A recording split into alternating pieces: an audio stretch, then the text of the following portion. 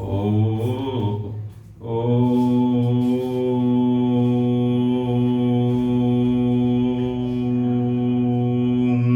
श्री गणेशाय नमः। ओम श्री गणेशाय नमः। ओम मंगल भैमेने मंगल हारी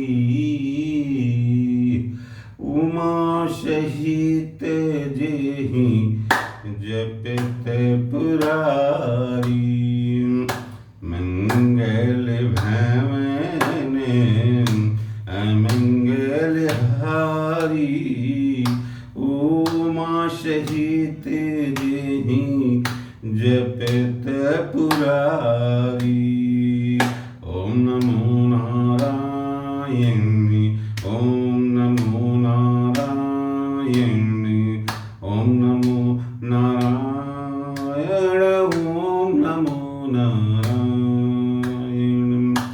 मंगल भावन अमंगल हारी उमा सहित जेहि जपत पुरारी।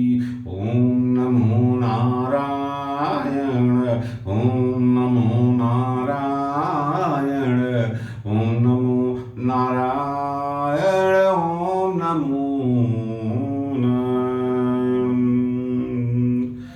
गजाननं भूतगणाधिसेविनं कपित्तजम्बूफलचारुभक्षणं उमांशुतं शोकविनाशकारिकं नमामि विघ्नेश्वरि पादपङ्कजं। वर्णानामर्थसङ्गानां दशानां छन्दसामपि मङ्गलानां च कर्तारो वन्दे वाणी विनायकम्। वक्रतुण्ड महाकाय सूर्यकोटिसम्प्रभ निर्विघ्न कुरु मे देव सर्वकार्येषु सर्वदा। ओम भूर्भुवः स्वः तत्सवितुर्वरेण्यं भर्गो देवस्य धीमहि धियो यो नः प्रचोदयात्।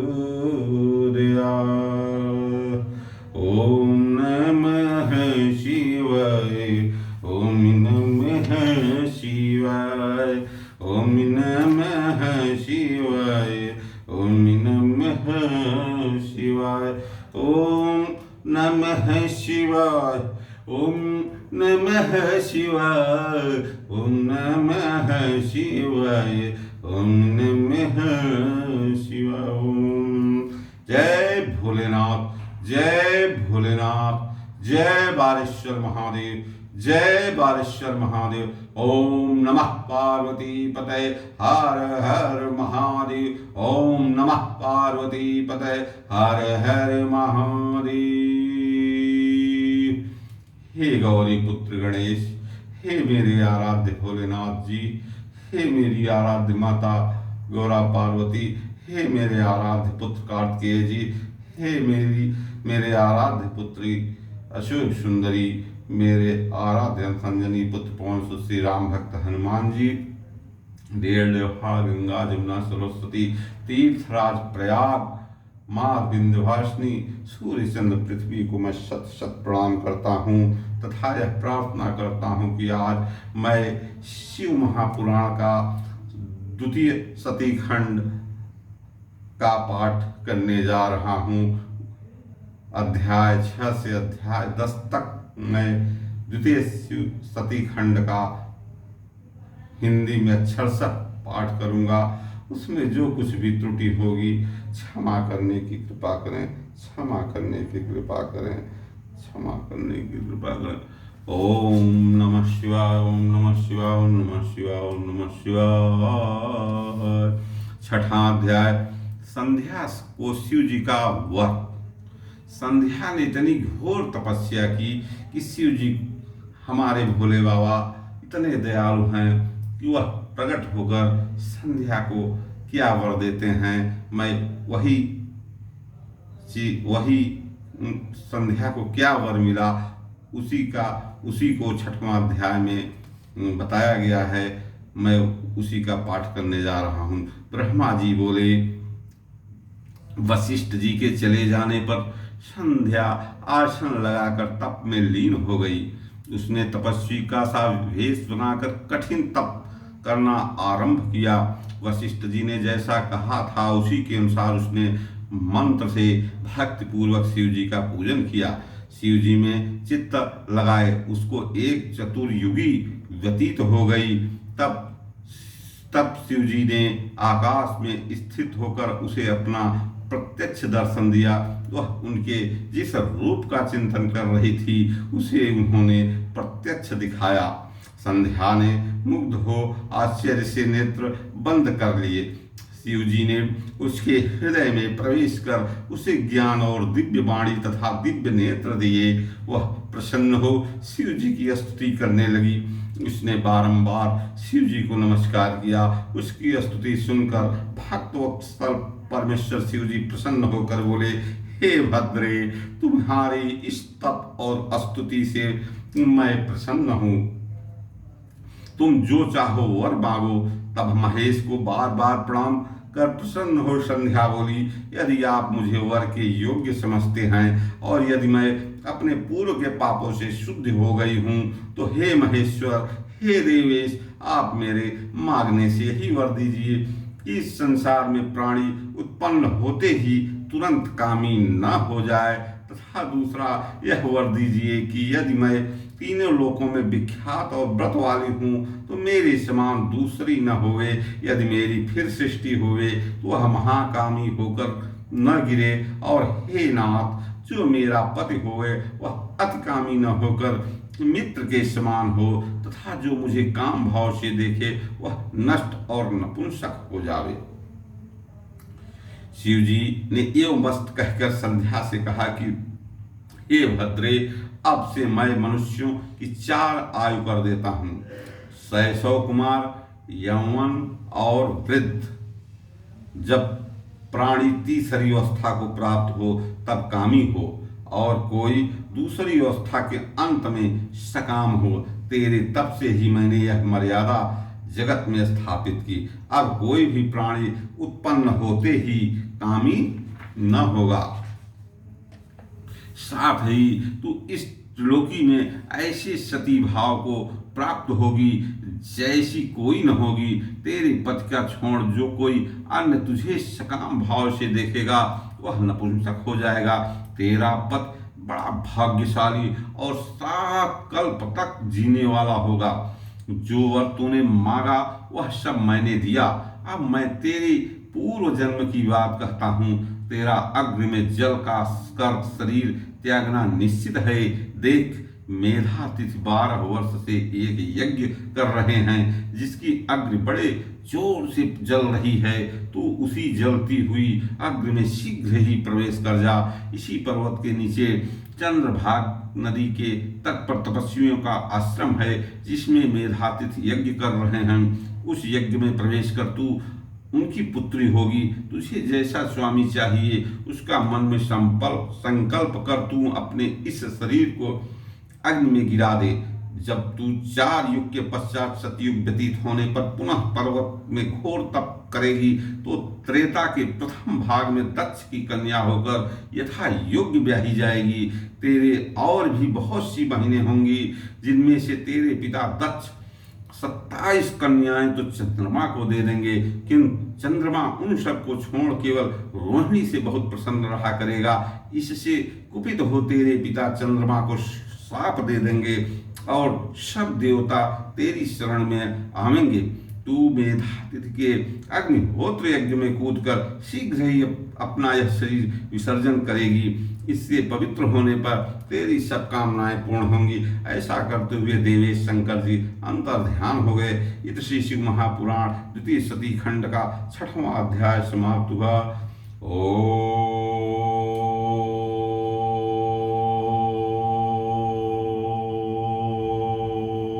नमः शिवाय।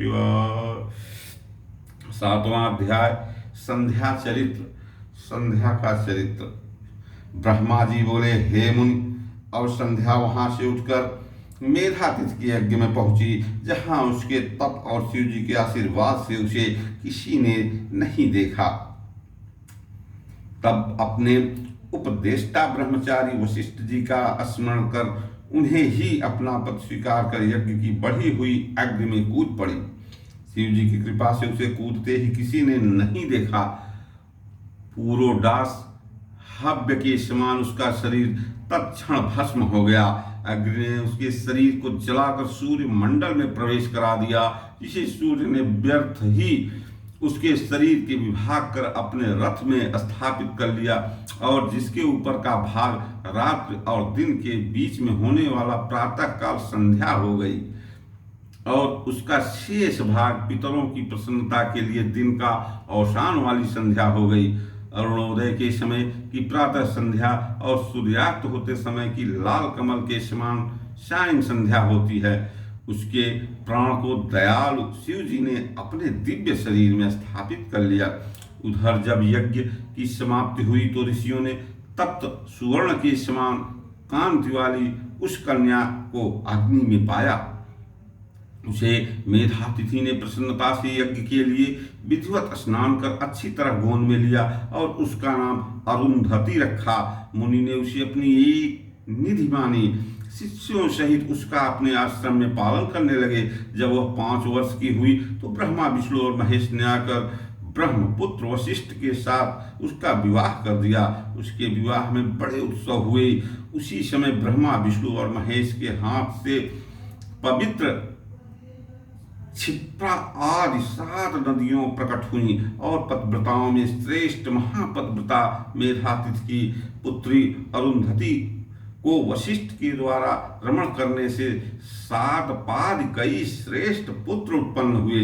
हे मुनियों, तुम्हारे लिए यह परम पवित्र और सर्वकाम फलदायक संध्या का चरित्र मैंने वर्णन किया, जिसे सुनकर स्त्री हो या पुरुष सभी अपने मनोरथों को प्राप्त करेंगे, इसमें कोई संदेह नहीं है।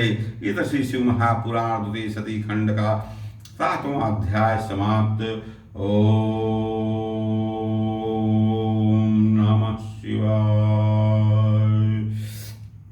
8वां अध्याय ब्रह्मा जी का कामदेव को वर देना। सूत जी बोले, हे ऋषियों, जब इस प्रकार प्रजापति ब्रह्मा ने कहा तब उनके वचन को सुनकर आनंद मग्न हो नारद जी ने कहा कि हे ब्रह्मा, आपको धन्यवाद है कि आपने शिव शक्तिवर्धक इस दिव्य कथा को मुझे सुनाया है, जिसमें अरुणधति के दिव्य चरित्र वर्णित हैं। हे धर्मज्ञ, अब आप मुझे यह बतलाइए कि उसके आगे संध्या ने और क्या तप किया।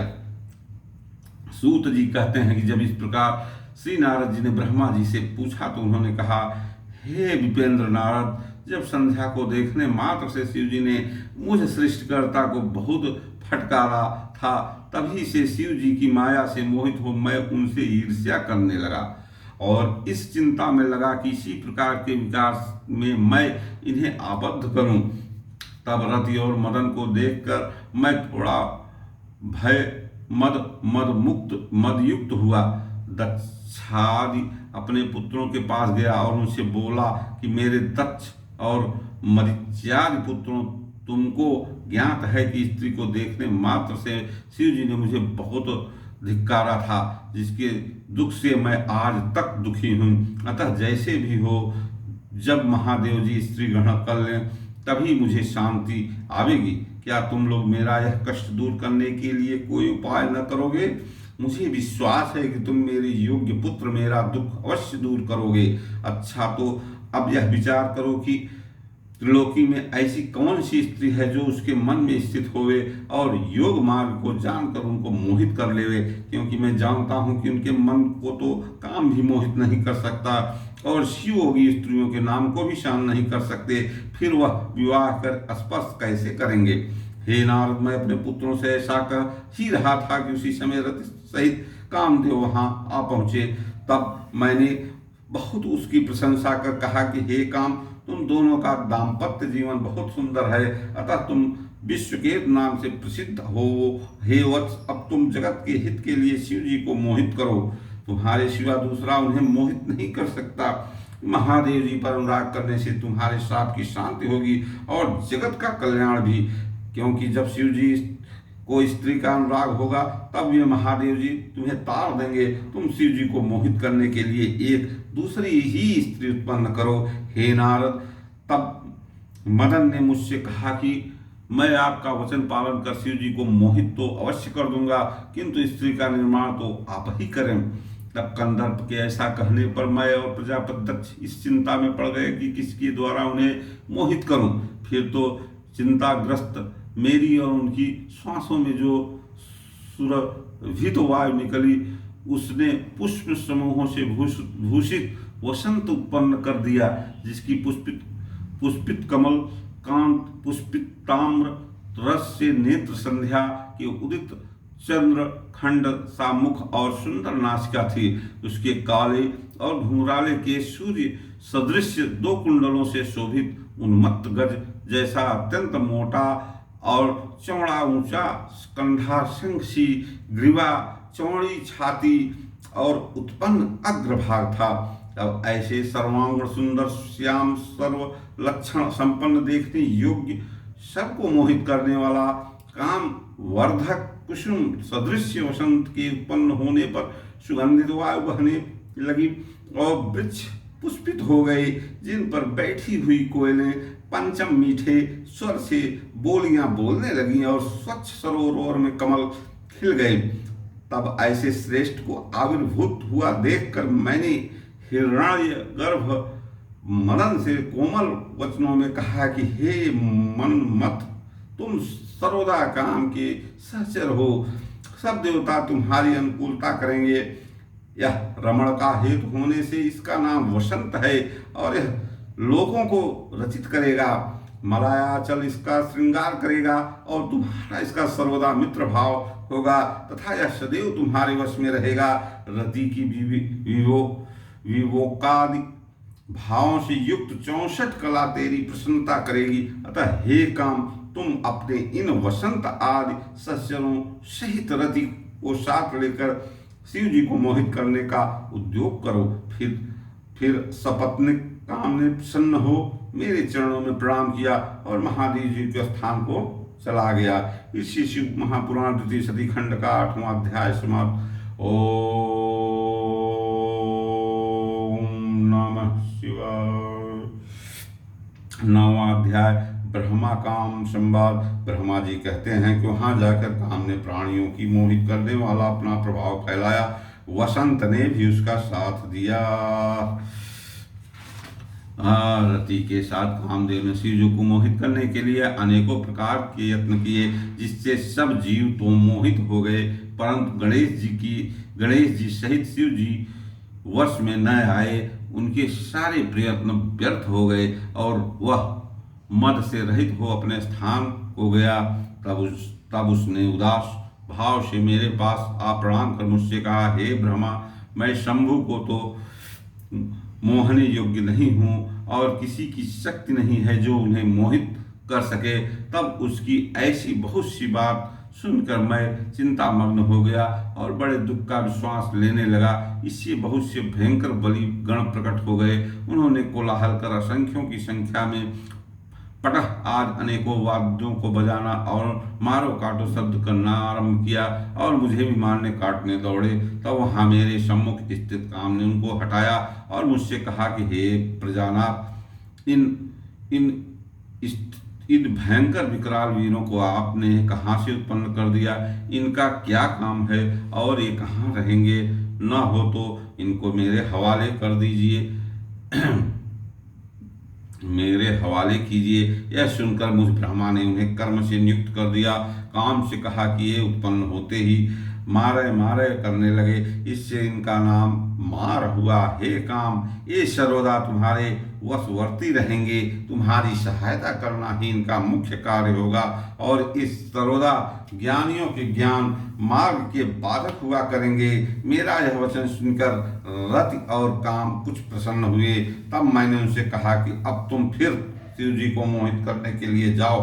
काम ने कहा, मैं आपकी आज्ञा को अपना गौरव समझकर जाऊंगा तो अवश्य, किंतु वह निश्चित है कि उनका मोहन नहीं होगा और मुझे भय है कि कहीं वे मेरे शरीर को न भस्म कर दें। यह कहकर काम अपने वसंत रथ और मार्गगण को साथ लेकर शिव जी के स्थान में गया और उन्हें मोहित करने के लिए बहुत से उपाय किए, किंतु वे परमात्मा शिव मोहित न हुए। फिर वह काम लौटकर मेरे पास चला आया और गर्व तथा हर्ष से रहित निरुत्साह हो मार्गगणों सहित मुझे प्रणाम कर मेरे समीप में आ बैठा और बोला कि हे ब्रह्मा जी, यदि आपकी यही इच्छा है तो शिव जी को मोहित करने का कोई दूसरा उपाय कीजिए। मैं अपने स्थान को चला जाता हूँ। यह तो कहिए कि शिव जी ने कृपा कर मेरे शरीर को नहीं जलाया। इससे शिव महापुराण द्वितीय सती खंड का 9वां अध्याय समाप्त। 10वां अध्याय। ओम नमः शिवाय। ब्रह्मा विष्णु संवाद। नारद जी ने कहा, हे भगवान, रथी और गणों के साथ काम के चले जाने पर क्या हुआ, कृपया अब उस चरित्र को सुनाइए। ब्रह्मा जी बोले, हे नारद, काम के चले जाने पर श्री महादेव जी में मैं अपनी पूर्ण भक्ति न पाकर बड़ा दुखी हुआ तथा उन्हें जो मोहित करा देने का मेरा अहंकार था वह भी चूर्ण हो गया। परंतु मैं यह विचार करता ही रहा कि ऐसी क्या युक्ति करूं कि जिससे महात्मा शिव जी स्त्री ग्रहण कर ही लें। मैंने शिवात्मा विष्णु का स्मरण किया। पीताम्बरधारी श्री हरि शीघ्र ही मेरे पास प्रकट हो गए। मैंने उन पीताम्बरधारी चतुर्भुज भगवान की जल भरे नयनों और गदगद वाणी से स्तुति की। मुझसे प्रसन्न हो भगवान मुझसे बोले, हे विधे, हे ब्रह्मा, हे महायज्ञ, हे लोकों के कर्ता, तुम धन्य हो। कहो, किस लिए मेरा स्मरण किया है? तुमको ऐसा कौन सा बड़ा दुख हुआ है जो तुम मेरा स्मरण किए हो? मुझसे कहो, मैं तुम्हारा वह सब दुख नाश करूंगा। तब एक दीर्घ निश्वास लेकर हाथ जोड़कर प्रणाम कर मैंने देवाधिदेव विष्णु जी से कहा, हे रमानाथ, हे मनोकामना देने वाले, मैंने रुद्र के सम्मोहनार्थ सब परिवार मार्गण और वसंत के साथ काम को भेजा था, परंतु सब निष्फल हुआ। तब शिव रत्न विशारद अखिल ज्ञानी श्री हरि जी मेरे वचनों को सुनकर विस्मित हो मुझसे बोले, हे पितामह, ऐसा तुम क्या करना चाहते हो? पहले अपना सब विचार सत्य सत्य कहो। ब्रह्मा जी कहते हैं, तब मैंने कहा कि सृष्टि के आरंभ में जब मेरे दक्षाधिक 10 पुत्र और वाणी द्वारा एक सुंदर कन्या उत्पन्न हुई और छाती से धर्म, मन से काम और देह से बहुत से प्राणी उत्पन्न हुए, तब उस कन्या को देखकर मुझे मोह उत्पन्न हो गया और आपकी माया से मोहित होकर मैंने उस कन्या को कुदृष्टि से देखा। तब उसी समय महादेव जी ने आकर मुझे और मेरे पुत्रों को बहुत धिक्कारा, मेरे पुत्रों के समक्ष मेरी निंदा की। इसका मुझे बड़ा दुख है। हे केशव, अब वह भी स्त्री ग्रहण करें, तब मेरा दुख दूर होगा और तब मैं सुखी होऊंगा। बस इसलिए आपकी शरण में पड़ा हूँ। हे नारद, मेरी ऐसी बात सुनकर मधुसूदन भगवान हंसे और मुझे प्रसन्न करते हुए बोले, हे विधेय, आप सब लोगों के कर्ता और देव वक्ता होकर ऐसी महा मूढ़ मति वाले क्यों हो गए? हे मन जड़ता छोड़कर ऐसी बुद्धि मत करो। तुम रुद्र रूप शिव जी से ईर्ष्या त्याग दो। यदि तुम्हारे विचार से शिव जी को स्त्री ग्रहण करना ही है तो पार्वती के उद्देश्य से शिव जी का स्मरण कर तप करो। अपने उद्देश्य से हृदय में पार्वती का ध्यान करो। यदि वह भगवती प्रसन्न हो जाएंगी तो तुम्हारे सब काम पूर्ण हो जाएंगे। वह सर्वगुण संपन्न पार्वती अवतार लें लोक में किसी की कन्या हो जाएंगी और वह शीघ्र ही शिव जी की पत्नी होंगी। इसके लिए तुम दक्ष को आज्ञा दो कि वह तप करे जिसकी भक्ति से पार्वती उसके यहाँ उत्पन्न हो जाएंगी। हे तात, शिवाशिव सर्वदा अपने भक्त की इच्छा अनुकूल हैं। क्या तुम नहीं जानते कि उनके ही दिए हुए अधिकार से आज हम तुम दोनों ऐसे हुए हैं? परंतु धन्य है शिव जी की माया जिसने तुमसे सब कुछ भुला सा दिया। मैं, तुम और शिव सभी तो उन्हीं के स्वरूप हैं। इसी प्रकार पार्वती जी के भी 3 स्वरूप हैं, विष्णु की लक्ष्मी, ब्रह्मा की सरस्वती और शिव की सती। यह सब शिव जी हमको और तुमको पहले ही बतला गए हैं, उन्हीं से हम दोनों सुखी हैं। इधर जब हमने और तुमने अपना अपना कार्य प्रारंभ किया तो उधर कैलाश पर जाकर शंकर जी रुद्र हो गए, वहाँ उन्होंने रुद्र का अवतार लिया। अब उनको बुलाने में कुछ यत्न करना होगा, युक्त से भक्ति पूर्वक तप करो, तब कहीं प्रजेश दक्ष के यहाँ सती नाम से शिवा पार्वती का अवतार होगा। करुणेश विष्णु यह कहकर वहीं अंतर ध्यान हो गए। मेरा अहंकार जाता रहा। इस शिशु महापुराण द्वितीय सती खंड का 10वां भाग समाप्त। ओम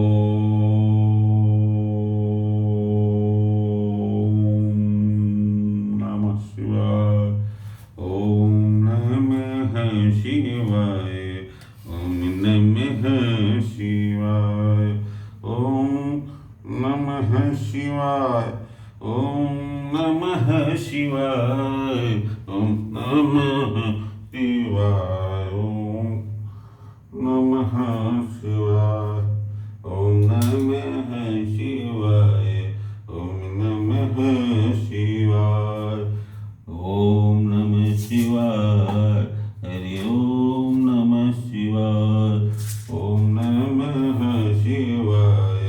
ओम नमः शिवाय। ओम नमः शिवाय। ओम नमः शिवाय। ओम नमः शिवाय।